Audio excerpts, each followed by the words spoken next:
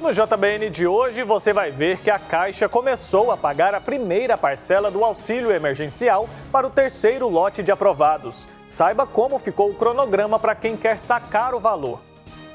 E ainda hoje a gente vai fazer um giro para te atualizar sobre as principais notícias do coronavírus pelo mundo.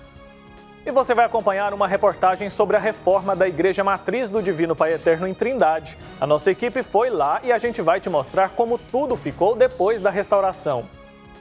E ainda o segundo episódio da série Tempo de Cuidar. Você vai conhecer os detalhes de um projeto idealizado por um seminarista de Recife que acolhe moradores de rua. O JBN de hoje já está no ar.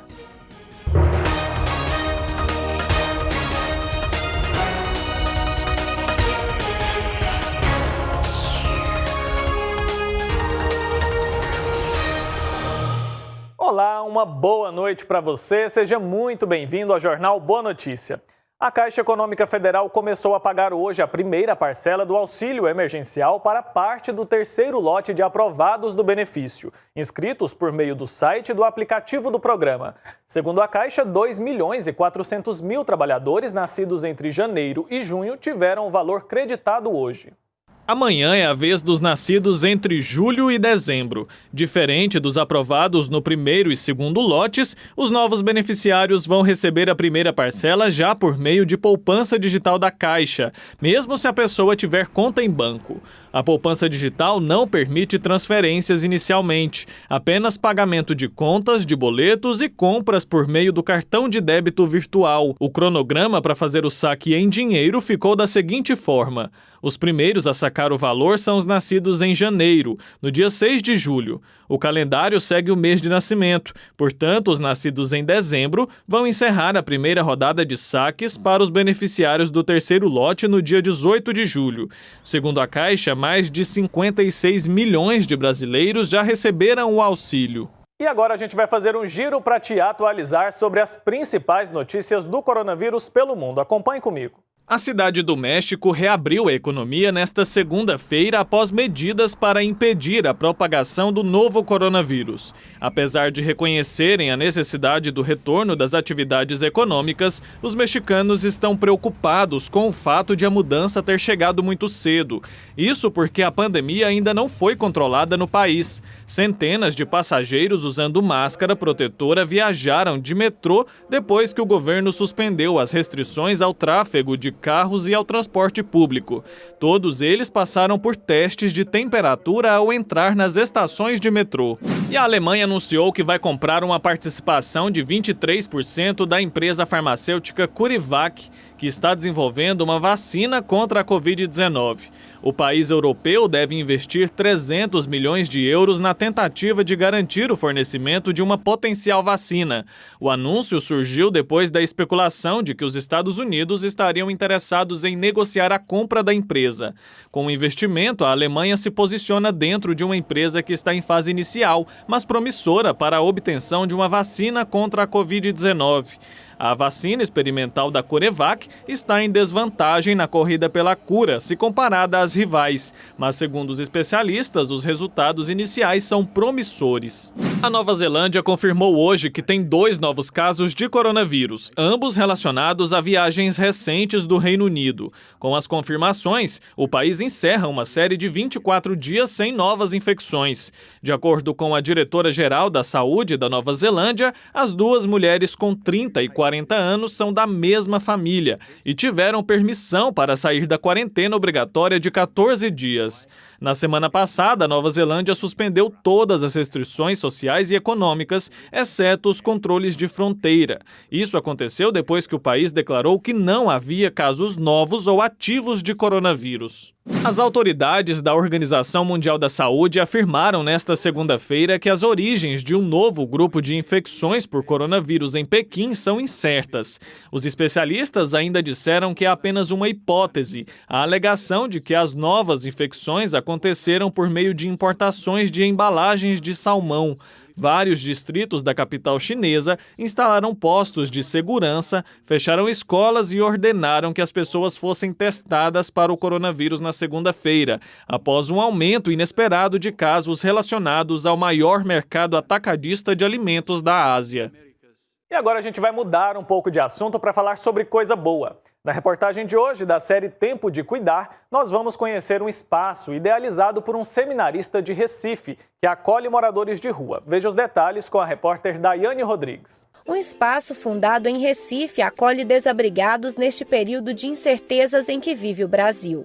O local recebeu o nome de Casa de Acolhimento e Misericórdia e surgiu da iniciativa de um seminarista que se sensibilizou com a situação em que viviam os moradores de rua da região em que mora. Eu comecei com planos emergenciais junto com outras pessoas que estavam preocupadas com essas pessoas em situação de rua e começamos com o trabalho de higienização e alimentação para essas pessoas. Essas mesmas pessoas em situação de rua pediram para ficarem em algum lugar, serem alojadas em algum lugar, e a partir disso começou a inquietar em nós o sentimento de abrigar essas pessoas em algum espaço. Foi através disso que nós procuramos então um espaço para que essas pessoas pudessem ser alojadas. E aí iniciamos então um projeto de abrigamento provisório. O futuro sacerdote já contava com o apoio de alguns voluntários, que o ajudavam a distribuir refeições diárias aos desabrigados. E foi diante desse cenário que entendeu que poderia ir além e oferecer um lar a essas pessoas. E foi aí que iniciou a jornada à procura de um lugar ideal. A gente veio, eu e Ítalo, a gente veio aqui para conseguir alugar esse espaço, só que uma coisa de certeza, com a coragem e a cara, porque a gente não tinha nenhum real no bolso. E aí a gente foi conversando com outras pessoas, outras comunidades, aí veio o padre Damião Silva, ele doou o primeiro aluguel pra gente.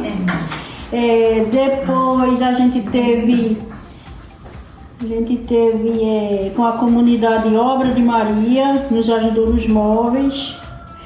E assim em diante. E hoje a gente tem um espaço para 16 acolhidos. E nós temos aqui 2 quartos, cada quarto tem 8 camas. Nós temos um escritório, a cozinha, nós temos uma sala grande para entretenimento, para conversação, certo? Nós temos uma varanda espaçosa para um lazer. Temos a questão da biblioteca, que estamos precisando também de livros para incentivar a leitura aos acolhidos. No espaço térreo nós temos o galinheiro, temos a horta, que é assim, com a vontade, com o interesse de fazer uma horta, certo? E temos o espaço de celebração religiosa. Para o entendimento cristão, a caridade vai além de uma mão doando e a outra recebendo. É um dom concedido por Deus, exemplo deixado por Jesus Cristo em sua vida terrena e, sobretudo, após sua morte e ressurreição. Caridade é dar ao outro dignidade. E por isso o projeto oferece não só um teto e alimentação, mas também um roteiro de atividades com tarefas domésticas, momentos de espiritualidade e oficinas de autoconhecimento, para que se sintam úteis e voltem a ser incluídos na sociedade. Segue nossos dias assim, com reuniões onde a gente discute cada um sobre questões que diz respeito à nossa ressocialização. E aqui nós fazemos refeições juntos, comemos pizzas, assistimos televisão juntos, lemos na sala juntos. E aí a gente cria esse aspecto familiar, que é o que a gente tinha perdido quando vivíamos na rua. Hoje, 12 pessoas moram na casa e são acompanhadas por profissionais por conta da dependência química. Eles saem do lixo e quando chegam aqui, eles são tratados como pessoas dignas, né? Onde recebem tratamento tanto na parte de higienização, né? Como uma comida saudável, como um ambiente agradável, né? Onde eles perderam tudo isso por conta das drogas. Tudo isso é feito com doações e apoio de voluntários. Mas todo esforço, segundo o seminarista, vale muito a pena e deixa o coração aquecido e esperançoso.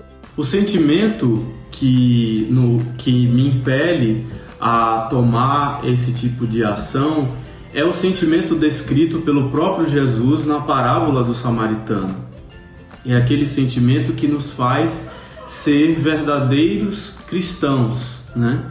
E pensar com o olhar do próprio Jesus, de amor àquele próximo. O grupo é um exemplo de que a igreja tem tido iniciativas extremamente importantes para reduzir os impactos sociais provocados pela pandemia do novo coronavírus. Mas cada um de nós também podemos agir para levar ao próximo o amor e a dignidade. Um testemunho mais do que claro de que a prática do amor transforma vidas e é um alicerce para trilhar o caminho da espiritualidade. Afinal, ajudar o irmão é estar cada vez mais próximo do Pai Eterno.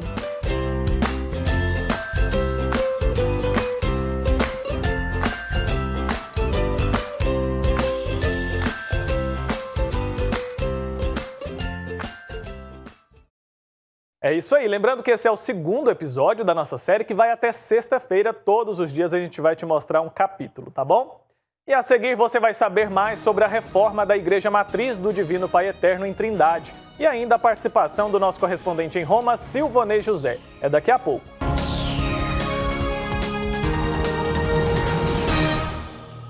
O amor do Pai Eterno está presente em todo lugar. E a missão da FIP é levar esta mensagem adiante. E tudo isso só é possível graças à nossa união. Reze conosco, ajude a fazer o bem. Faça parte desta família de amor.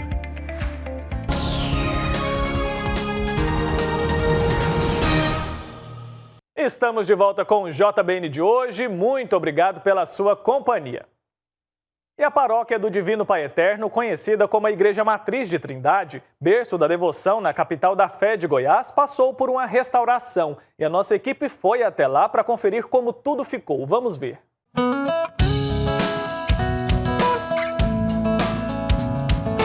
A Igreja Matriz de Trindade está restaurada. Agora ela volta a ficar aberta para o público, já que estava fechada para obras. Uma conquista e tanto para a capital da fé. A Igreja Matriz do Divino Pai Eterno, aqui em Trindade, Goiás, passou por um processo de restauração. Um processo bem minucioso, um processo que demorou 7 meses para ser realizado. A obra foi financiada pelo IPHAN, o Instituto Patrimônio Histórico e Artístico Nacional. A obra que orçou R$ 870 mil dos cofres públicos. Uma obra séria, necessária para o bem-estar do romeiro e de todo o povo aqui de Trindade. Durante a reforma que durou 7 meses, as celebrações aconteceram fora daqui. Foi um tempo necessário para que o Santuário Velho de Trindade, como é conhecido, recebesse todas as melhorias necessárias. Parte do madeiramento foi trocado das torres, também o tabuado, parte dele na frente foi trocado também e feita a manutenção. Então foi feito um trabalho minucioso, também foi feita uma parte de alvenaria no fundo da igreja que estava correndo o risco de vir ao chão. E depois a pintura total, interna e externa, da Igreja Matriz do Divino Pai Eterno. A Igreja Matriz de Trindade foi inaugurada no ano de 1912. Há mais de 100 anos, exerce uma função muito importante na fé de cada romeiro.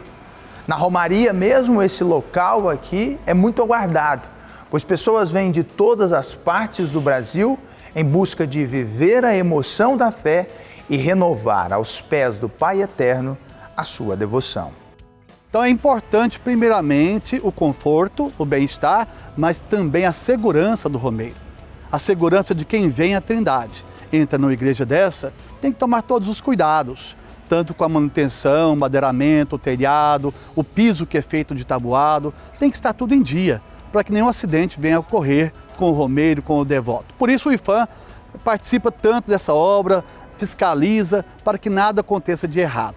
Nós aqui da igreja, eu, os demais padres, colaboradores, acompanhamos no dia a dia o que é preciso para melhorar a vinda do romeiro, do devoto, do paroquiano aqui de Trindade para a participação das celebrações desta igreja. E agora, o berço da fé do coração do Brasil está mais lindo ainda, esperando o mais rápido possível o retorno dos devotos do Pai Eterno, que sempre chegam vindos do mundo inteiro.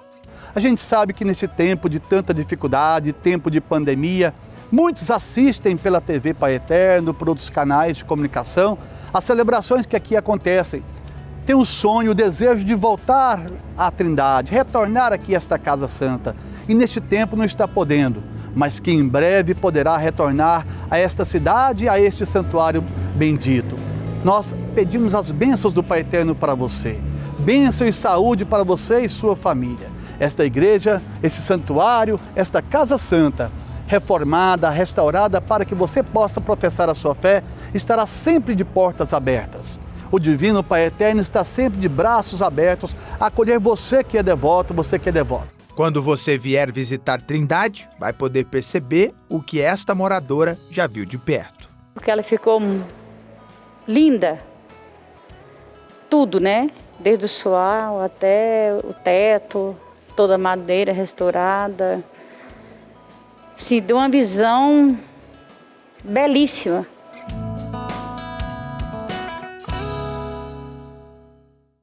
E chegou a hora de conferir as principais notícias do Papa Francisco com o nosso correspondente em Roma, Silvonei José. Vamos acompanhar. Alô, amigos da TV Pai Eterno em todo o Brasil. Estender a mão ao pobre requer treino diário. Ninguém se improvisa instrumento de misericórdia.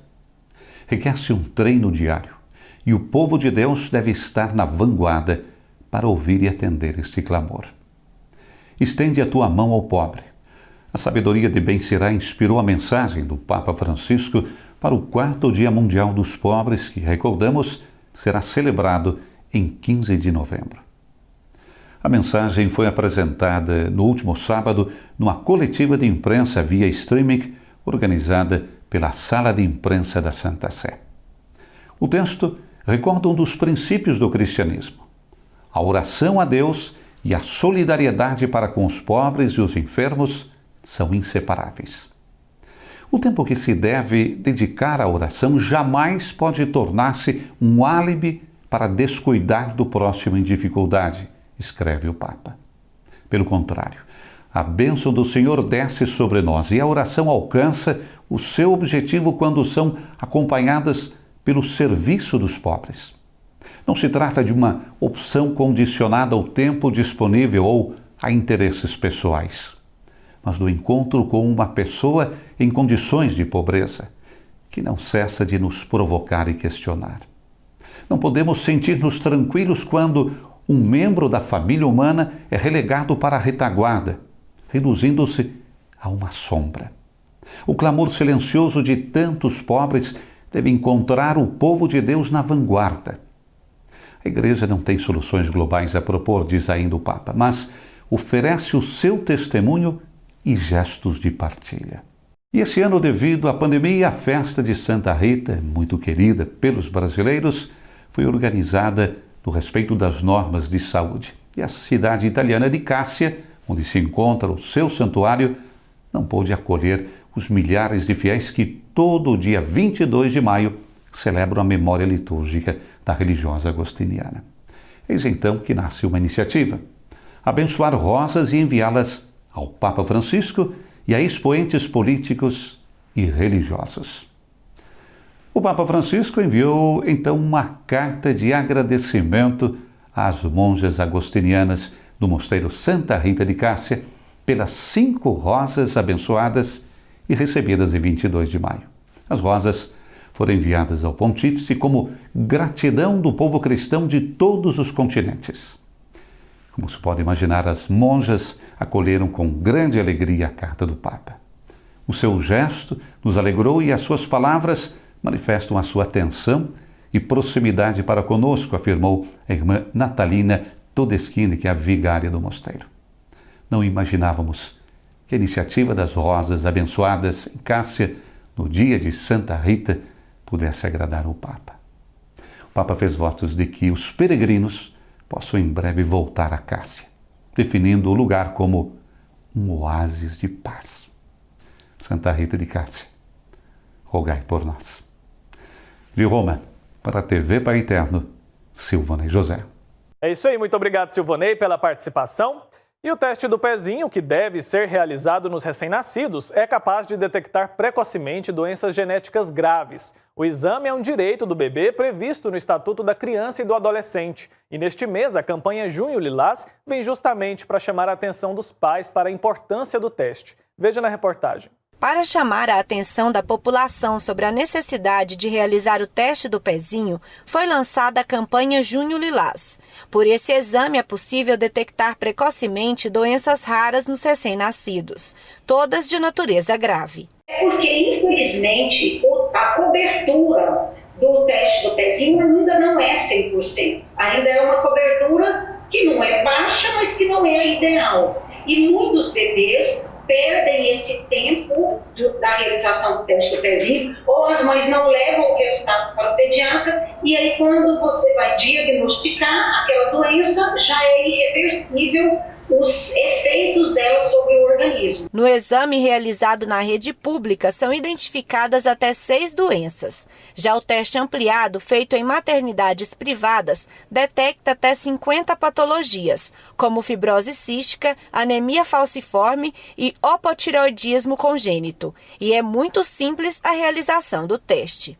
Ele é feito colhendo gotas de sangue do calcanhar do bebê, mas também pode ser realizado tirando o sangue da veia, porque às vezes o bebê vai fazer outro exame e aproveita aquele sangue para fazer o teste do pezinho.